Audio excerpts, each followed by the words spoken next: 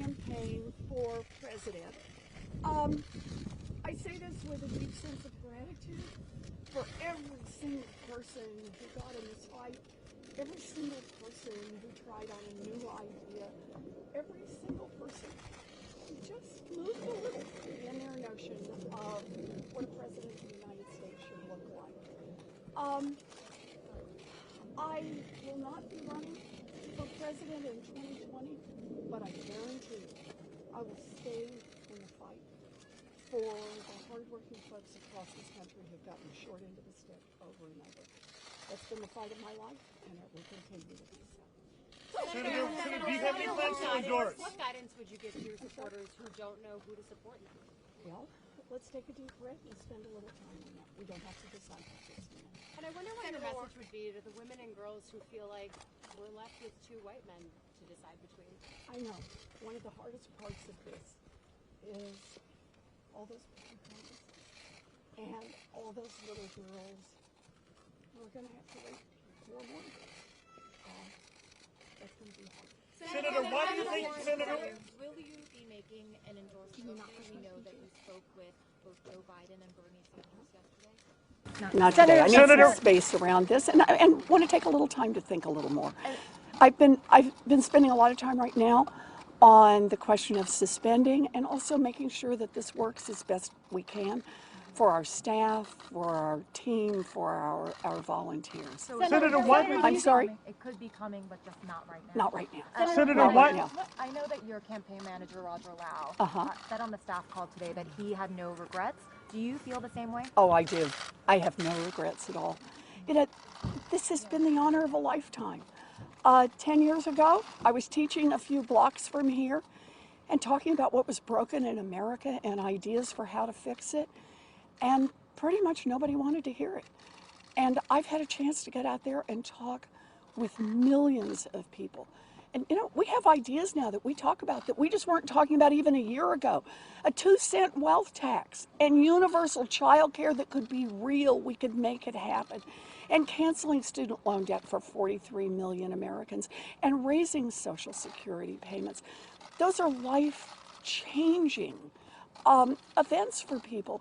And we can actually do this. So I'm delighted to have been here and honored to have had this chance. What do you think happened here in Massachusetts? You know, I was told at the beginning of this whole undertaking that there are 2 lanes. A progressive lane that Bernie Sanders is the incumbent for and a moderate lane that Joe Biden is the incumbent for. And there's no room for anyone else in this. I thought that wasn't right, but evidently I was wrong.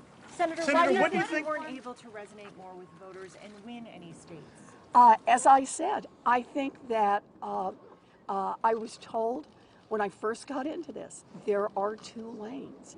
And I thought it was possible that that wasn't the case, that there was more room and more room to run another kind of campaign. But evidently that wasn't the case. Senator, was it especially Annie, right here. to lose your home state, Massachusetts? No, I am deeply grateful to the people of Massachusetts. Look, back in 2012, they took a chance on someone who had never run for public office before. They ousted a very popular incumbent Republican senator to give me a chance to stand up on a bigger platform and fight for their families, and I am deeply grateful for that. They returned me to the Senate in 2018, and I'm deeply grateful for that. They're the reason I'm in this fight, and they're the reason I am able to stand here today.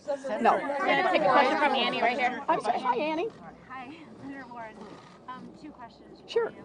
I saw you vote 2 days ago for yourself. I did. Could you, 2 things, reflect a little bit about what that was like for you? And then the other question is, could you talk a little bit about the role that you think that gender played in this campaign and in this race? So, it was, I stood at that voting booth and I looked down and I saw my name on the ballot. And I thought, wow, kiddo, you're not in Oklahoma anymore.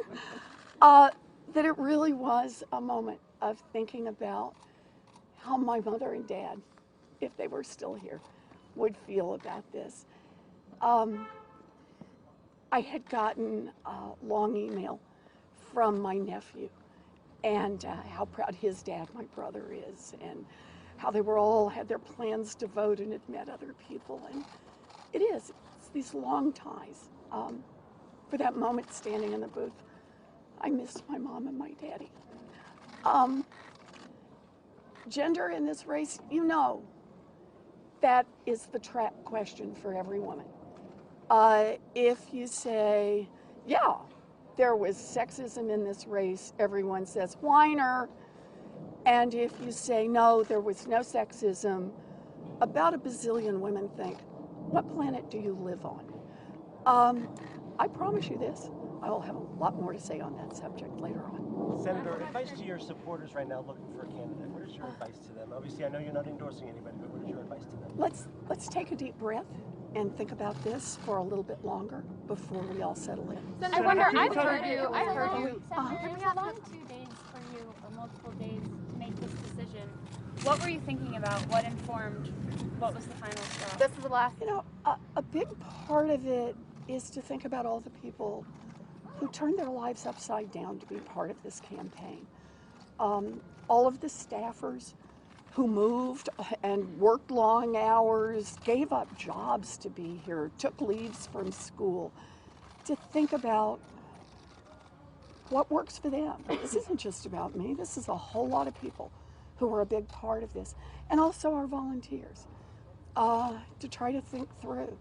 For all those people who already have invested so many hours and so much of their heart in the phone calls and the door knocks and the coming to the office and help clean things up and keep it all going, and thinking about all those pinky promises.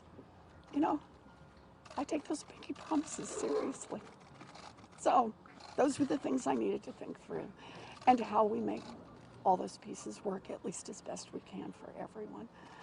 And one last thing, it's about all the people who are affected by all the issues I've talked about, whether they got involved in my fight or someone else's fight, or even not at all. But however we talk about this, there still is $1.5 trillion of student loan debt outstanding.